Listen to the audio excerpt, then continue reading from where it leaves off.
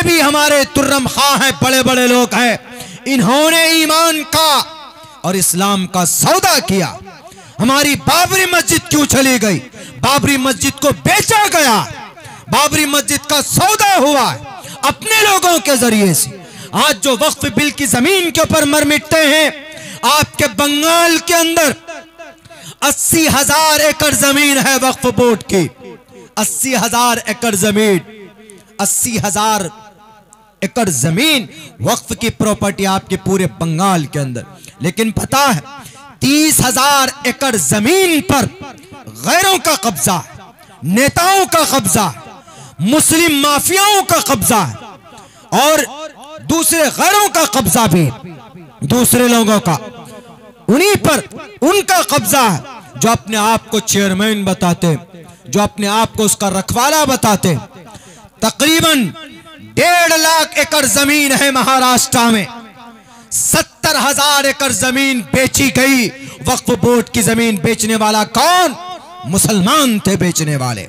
इसीलिए आज मोदी अगर कानून लेकर आया तो मुसलमान वक्फ बोर्ड के चेयरमैन, इनके जिम्मेदारों की गुनाहों के नतीजे में वो कानून ला रहा। पहले मुसलमानों ने गुनाह किया, उनको मौका दिया कि आओ तुम कानून बनाओ, वरना 9.5 लाख एकड़ जमीन है मुस्लिम वक्फ बोर्ड के पास भारत में। कितनी? 9.5 लाख एकड़। इतनी जमीन या तो रेलवे के पास है या तो डिफेंस आर्मी के पास। इतनी सारी जमीनें। तीसरे नंबर पर सबसे ज्यादा 9.5 लाख एकड़ जमीन। कम नहीं होता है जनाब। अगर पूरे भारत को बिठाकर खिलाना पड़े तो मुस्लिम वक्फ बोर्ड 1 महीने तक एक भारतीय को बैठकर खिला सकता, 1 महीने तक। इतनी दौलत, इतनी प्रॉपर्टी। लेकिन आज तक हुआ क्या? प्रॉपर्टी को बेचा है, वक्फ बोर्ड की जमीन को बेचा है।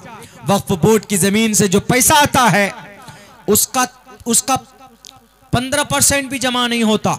यानी अगर वक्फ बोर्ड की जमीन का कोई किराया आता, जैसे आपके कलकत्ता में भी बहुत सारी बिल्डिंग वक्फ बोर्ड की, बहुत सारी बिल्डिंग वक्फ बोर्ड की। ये जो यतीम खाने चलते वक्फ बोर्ड के नहीं है, और बिल्डिंगें हैं वक्फ बोर्ड की नहीं। मस्जिद है, मदरसा है, फ्लैट है जिसमें लोग रहते हैं, मुसाफिर खाना है, फ्लैट वगैरह, रूम किराया आता है। किराया कितना है? 1 रूम का किराया कलकत्ता जैसे शहर के अंदर अच्छा खासा रूम है, 1 BHK का फ्लैट है, तो उसका किराया आ रहा है 10,000 रुपए। लेकिन पता है वक्फ बोर्ड के फॉर्म में कितना लिखा जाता है? वक्फ बोर्ड के फॉर्म में सिर्फ 2,000 लिखा जाता है, बाकी 8,000 चेयरमैन के पॉकेट में जाता है। मुजरिम कौन है? पहले हम मुजरिम है कि नहीं? हम गाली देते हैं मोदी को, वो तो खैर उनकी नीयत तो है खराब, उनको बचाने के लिए, उनसे बचाने के लिए तो हमको आगे आना पड़ेगा। लेकिन हमें पहले यह भी सोचना होगा कि हमने पहले बड़ी बड़ी गलतियां की है जनाब। पहले हमने ही बेचा है। वक्फ बोर्ड की जमीन की आमदनी इतनी है, अगर भारत के मुसलमानों को कोई काम न करना पड़े, 25 करोड़ मुसलमान है, एक मुसलमान को हर महीने में अगर 50-50 हजार रुपए वजीफा दिया जाए वक्फ बोर्ड के प्लेटफॉर्म से, अगले 50 साल तक उसकी आमदनी खत्म नहीं होगी। इतनी दौलत है वक्फ बोर्ड के पास। लेकिन लूटा किसने? हमारे और आपके लोगों ने, जिनको हमने चेयरमैन बनाया, उसने जनाब बेच दिया। वक्फ बोर्ड की जमीन कभी बेची नहीं जाती है, दान की हुई जमीन कभी बेची नहीं जाती। आपकी मस्जिद है, वक्फ है, क्या मस्जिद को मस्जिद का सदर बेच सकता है? नहीं बेच सकता। उसकी जमीन को बेच सकता है? नहीं बेच सकता। ऐसे वक्फ की जितनी भी जमीनें भारत में 9.5 लाख एकड़ जमीन, उन जमीनों को मुसलमान का जो चेयरमैन है वक्फ बोर्ड का, वो बेच नहीं सकता।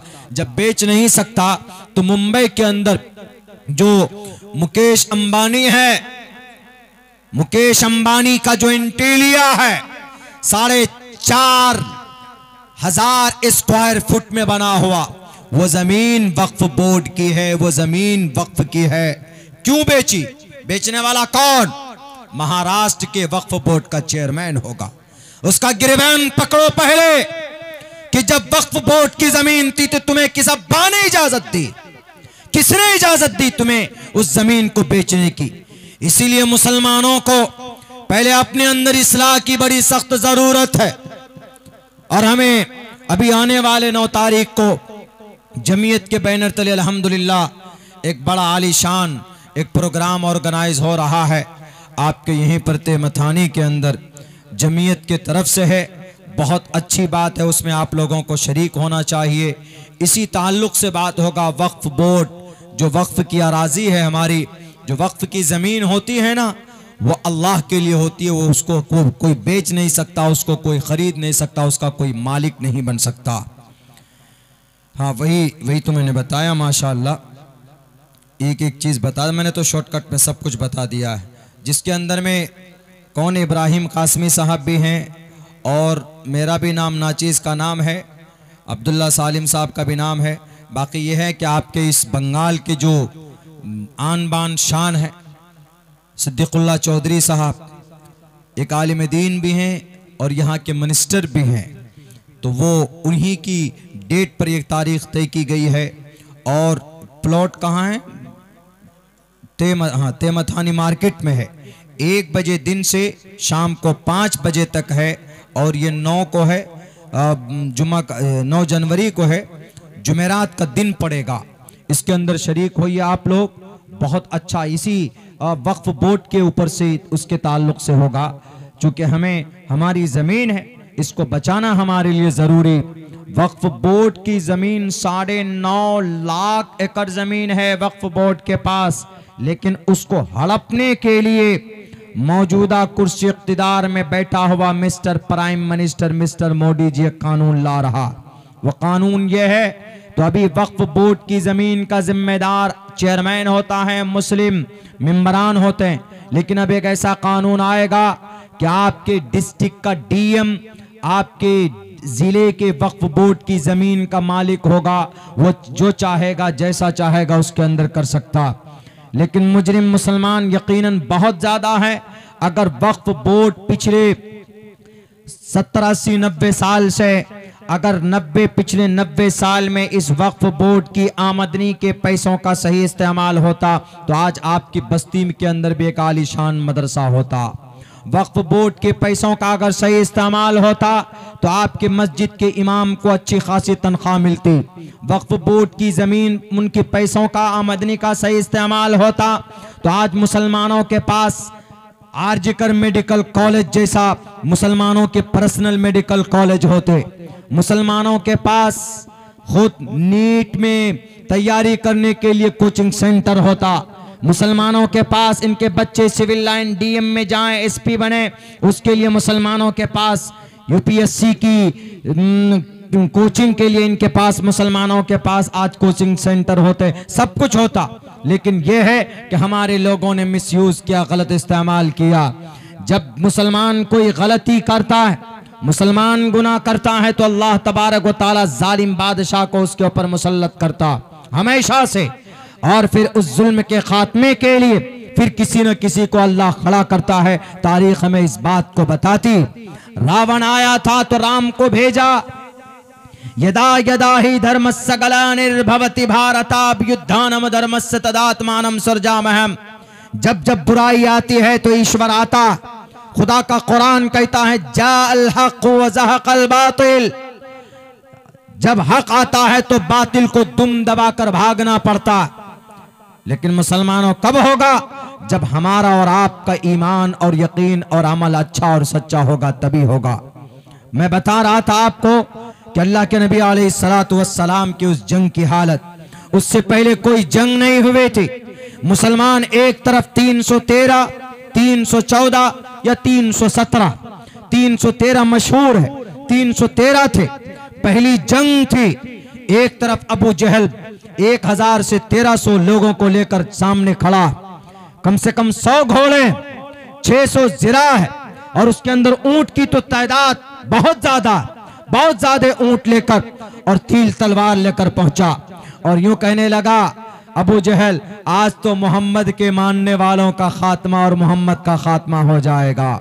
लेकिन मेरे भाइयों, सहाबा कराम 313, उधर 1000 मैदान बद्र में पहुंचे। एक तरफ कुफ्फार है, एक तरफ अल्लाह के नबी अलैहिस्सलाम की पूरी जमात है। रात रुके, रात को बारिश हो गई, सुबह को सब बंदे हुए, लड़ाई शुरू होती, लड़ाई जंग शुरू होती। जो इस उम्मत का सबसे बड़ा मुजरिम है, जो सबसे बड़ा इस उम्मत का दज्जाल है, अबू जहल। अबू जहल गुरूर में, तकब्बुर में बहुत ज्यादा मुतकब्बिर शख्स था। अबू जहल खुदा को मानता था कि अल्लाह एक है। अबू जहल अल्लाह को एक मानता था, नबी को आखिरी नबी जानता था, लेकिन मानता नहीं था। इसलिए कि जंगे बद्र में उनके साथी में से किसी ने पूछा कि अबू जहल जरा इधर आओ, जरा बताओ कि तुम मोहम्मद को सच्चा मानते कि झूठा है, दिल से बताओ, यहां कोई नहीं है तीसरा, मैं और तुम है, अल्लाह है, सिर्फ ये बता कि मोहम्मद झूठा है कि मोहम्मद सच्चा है। तो उसने कहा, मैं कसम खाकर बोलता हूं कि मोहम्मद झूठा नहीं है, मोहम्मद सच्चा है। मोहम्मद जो पैगाम लेकर आया वो दीन भी सही है, और मोहम्मद जिस बात को लेकर आगे बढ़ रहा है उसके अंदर कोई कमी कोई खराबी नहीं है। कहा तो फिर तू मानता क्यों नहीं है? कहा मैं अबू जहल सरदार हूं ना, अगर मैं मान लूं सरदार झुक जाएगा, मेरी नाक नहीं कट जाएगी। मानता था, सब कुछ जानता था इस्लाम के बारे में, लेकिन मानता नहीं था वो। अबू जहल ने 2 बच्चों के जरिए से अल्लाह ने इस अबू जहल का खात्मा कराया। 2 मासूम बच्चे, एक की उम्र 13 साल थी, एक की उम्र 14 साल थी, मुआज एंड मुअव्विस।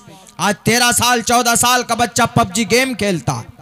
13 साल 14 साल का बच्चा, हमने देखा भी 1 जनवरी को हावड़ा से निकलते हुए नौजवान, कम से कम 13 से 20 बच्चे पूरे बदन के अंदर, बॉडी के अंदर वो एकदम रंग लगाए हुए और डीजे पर डांस कर रहे हैं, गाना बजा रहे हैं, डिस्को। शर्म से मरना चाहिए आजकल के नौजवानों को। अल्लाह ने ईमान देकर भेजा है, इतनी जवानी दी है अल्लाह ने, कल कयामत में पूछेगा। आप देवता को मानने वाले नहीं हैं, आप सूरज हवा को खुदा मानने वाले नहीं हैं, आप अल्लाह को एक, अल्लाह को अल्लाह मानने वाले हैं। जिस अल्लाह ने आपको मनी के कतरे से पैदा किया वो अल्लाह पूछेगा कि जवानी कहां बिता करके आए, बताओ जरा, वहां जवाब देना पड़ेगा। तो 2 बच्चों के जरिए से अबू जहल का खात्मा कराया। मेरे भाइयों, जब लड़ाई शुरू होती है, दोनों तरफ के लोग लड़ते हैं, आपस में मैदान में जंग होती है, तो 313 है इधर और उधर 1300 की तादाद है, 1000 या 1300 की तादाद है उधर। कैसे मुकाबला हो सकता है? जब अल्लाह के नबी अलैहिस्सलातु वस्सलाम ने देखा कि नहीं, यहां पर कुछ और अलग होना चाहिए। मोहम्मद रसूलुल्लाह ने भी ज़िरा पहने हुए थे। आप अलैहिस्सलाम अपने कोठरी में, अपने खेमे में गए, जाकर सजदे में अपने सर को झुकाया और अल्लाह से दुआ की कि अल्लाह मेरा वादा, ए अल्लाह तेरा वादा पूरा फरमा। ए अल्लाह, अगर ये 313 लोग हैं, अगर ये शहीद हो गए, अगर ये कत्ल कर दिए गए, अगर ये ख़त्म हो गए, तो तेरा नाम लेने वाला कोई ज़मीन पर नहीं होगा, क़यामत तक कोई नहीं होगा तुम्हारा नाम लेने वाला। ए अल्लाह, इसकी मदद फरमा। तो यहां से 2 बातें पता चलती। क्या बात? अगर सामने जालिम है तो सिर्फ दुआ नहीं, दवा होनी चाहिए। जालिम के सामने सीना तान कर खड़े होकर उसकी आंखों में आंखें डाल कर बात करो, उसका मुकाबला करो और उसके साथ साथ अल्लाह से मदद मांगो। मिस्टर मोदी, अगर हमारे वक्फ बिल को बदलना चाहते हैं तो यकीनन ये देश के संविधान के खिलाफ है। तो मिस्टर प्राइम मिनिस्टर के लिए हम सिर्फ बैठकर अपनी मस्जिद में दुआ से काम नहीं चलेगा, बल्कि हमें सड़कों पर उतरना होगा, हमें उनके खिलाफ एहतजाज करना होगा, कानूनी लड़ाई लड़नी होगी। बहुत लोग बोलते हैं कि what is need to come out from your home, क्या जरूरत है मुसलमानों को सड़कों पर निकलकर मिस्टर मोदी के खिलाफ बात करने के लिए? जनता ने उनको कुर्सी पर बैठाया, जनता को अधिकार उनसे सवाल करने का, और जब जनता आती है अपना फैसला लेने पर तो कुर्सी छोड़कर लोगों को भागना पड़ता है कि नहीं पड़ता? दो ताज़ा तरीन मिसाल आपके सामने। एक आपके करीबी मुल्क बांग्लादेश के अंदर जब वहां के आवाम ने फैसला लिया तो वहां के मिस्टर हसीना को आकर इंडिया में छुपना पड़ा, कुर्सी छोड़कर भागना पड़ा। आप कौम के, आप लोगों के खादिम बनाए जाते, लोगों के भक्षक नहीं हैं आप। किसी को गद्दी मिलती है तो लोगों की मदद के लिए, लोगों पर जुल्म करने के लिए नहीं। मुल्क शाम का जालिम बशार उल असद पिछले 20 साल से कुर्सी पर बैठा था, लेकिन उनकी जुल्म से तंग आकर लोगों ने फैसला किया तो कुर्सी छोड़कर रसिया भागने पर मजबूर होना पड़ा। इसीलिए मिस्टर प्राइम मिनिस्टर से भी हम कहते हैं, अगर कोई फैसला गलत लोगे जो देश के संविधान के खिलाफ है, देश के कानून के खिलाफ है, देश के फंडामेंटल राइट के खिलाफ है, तो हम अवाम आपसे सवाल करेंगे, हम कॉन्फ्रेंस करेंगे, हम तेमथानी में जमा होंगे, हम कलकत्ता में जमा होंगे, नहीं मानोगे तो दिल्ली में जमा होकर आपसे सवाल करेंगे। ये हमारा अधिकार है, ये हमारी शरीयत भी कहती है और हमारा भारत का संविधान भी कहता है। लेकिन सिर्फ दुआ से ए अल्लाह मोदी को हिदायत दे दे, ए अल्लाह योगी की शादी करा दे, ऐसे नहीं होगा। उनके लिए कोशिश करनी होगी। कोशिश क्या? जैसे अल्लाह के नबी अलैहिस्सलातु वस्सलाम ने मैदान बद्र में किया ना। अल्लाह के नबी से बढ़कर इस कायनात में अल्लाह के नजदीक कोई है? कोई नहीं।